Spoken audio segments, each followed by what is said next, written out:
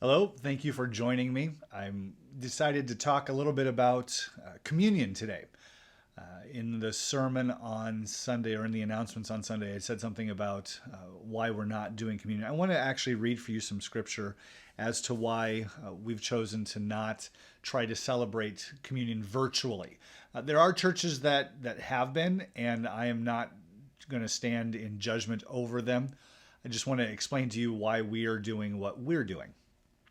In 1 Corinthians chapter 10, no, 1 Corinthians chapter 11, sorry, Paul is writing to the church and explaining to them why he thinks what they're doing for the communion service is unhelpful, ungodly, it's wrong.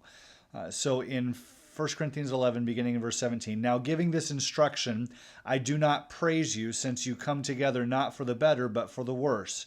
For to begin with, I hear that when you come together as a church, there are divisions among you, and in part I believe it. Indeed, it is necessary that there be factions among you, so that those who are approved may be recognized among you. When you come together, then, this is verse 20, it is not to eat the Lord's Supper, for at the meal each one eats his own supper, so one person is hungry while another gets drunk. Don't you have homes in which to eat and drink? Or do you despise the church of God and humiliate those who have nothing? What should I say to you? Should I praise you? I do not praise you in this matter. And he goes on and explains the proper process for celebrating the Lord's Supper, coming together and doing in like manner of what Jesus had done. So there's a few things that we see in this passage. First of all, it appears that the Lord's Supper was significantly different than what we do in our churches today. Doesn't mean that what we're doing is wrong. It means that it's different. In the church of Corinth, they were coming together and eating a full-on meal. And then, much like what Jesus did after that supper with his disciples, shared the elements, had the wine and the bread. What we do is very, very, very small compared to that.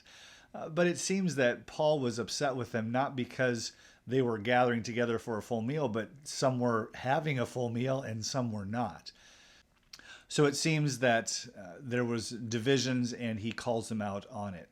So they did the meal completely different than the way we do it. But what I want to see here is that Paul emphasizes the fact that they're coming together. Could they just go home and eat a meal? Yes, but the point of the Lord's Supper was not to eat a meal. It was to commemorate the Lord's death, burial, and resurrection, and to look forward to his coming again, and to do so as a church body. And it's that coming together. It's that the fact that he makes the point about not being at home to eat this meal is part of the reason why we have chosen to not do some sort of virtual communion. And I get it that online we would be somewhat together. And so that's perhaps why other churches are doing it.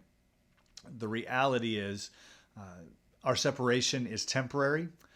And so this would be something that is just going to make us look forward to coming back together again. In fact, I've been planning that when we do come back together, that will be our Easter celebration. We will have the breakfast, if we can manage to pull that off in time.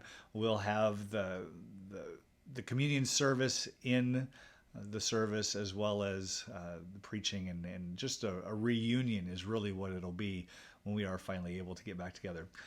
I'd also like to take a moment and just read our passage for Sunday, as is my habit. So Hebrews chapter 4, beginning in verse 6. Since therefore it remains for some to enter it, and those who formerly received the good news failed to enter because of disobedience, again he appoints a certain day, today, saying through David so long afterward in the words already quoted, today if you hear his voice, do not harden your hearts. For if Joshua had given them rest, God would not have spoken of another day later on. So then there remains a Sabbath rest for the people of God. For whoever has entered God's rest has also rested from his works as God did from his.